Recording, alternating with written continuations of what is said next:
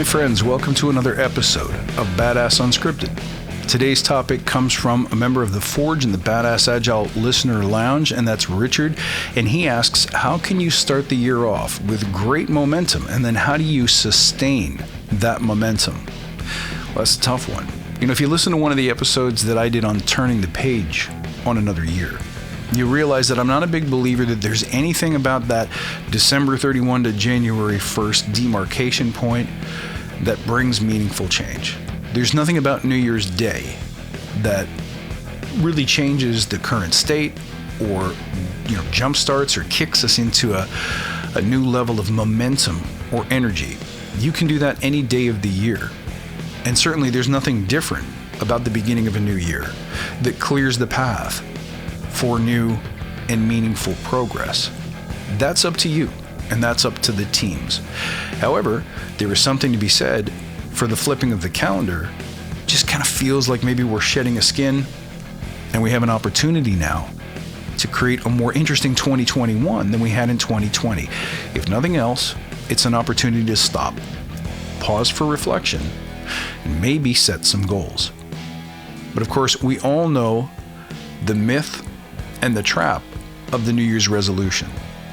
So what's a better way? I like to start off the year by reminding myself that this is a blank slate. We're limitless. Anything is possible now, a week from now, a month from now, and a year from now. So let's at least get in the habit of proving to ourselves that being intentional about the next day, the next week, the next month, or even the next meeting is an effective way to get better results than you got before. Meaning that you're making incremental but directional change to improve some or many aspects of your life and your work. So how do we do that? Well, if we start off with the belief that we're limitless, now we can ask the simple question, what's possible in the next year? What's possible in the next month? Whatever range you prefer to work with. Where do you want to be? Who do we really want to become? And to start the year by dreaming big. Now here's the thing. When you ask people to dream big about their company, you get one kind of answer.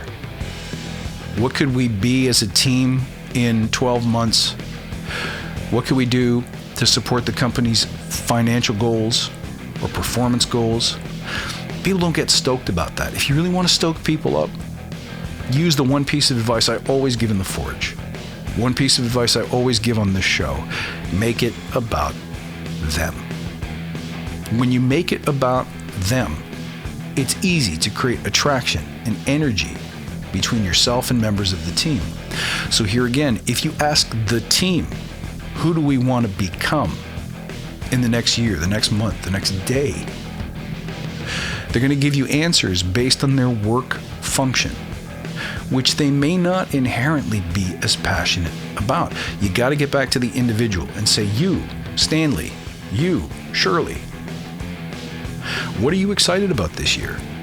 If you won the lottery and you could do whatever you wanted, what would you spend your time on? What is it that you want to get good at this year?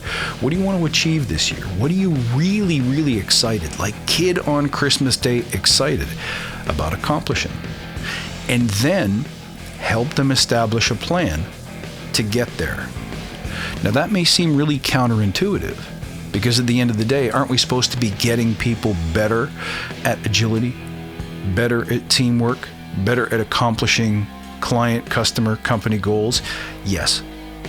But if you want to build trust with people so that you can carry momentum, motivate people, get them to change, get them to try new things, get them to lean on their edges, you have to start in a place where they're going to be willing to put their energy. And that will always be their own goals, their own dreams, their own concerns. So, ask them, what are your goals for the year? Because you have to become an expert, not in Agile, but an expert in getting results. I've said it often, Agile is going to change. It's about to change. Agile will not live forever in its current form. So becoming expert in Agile alone is not going to help you long term.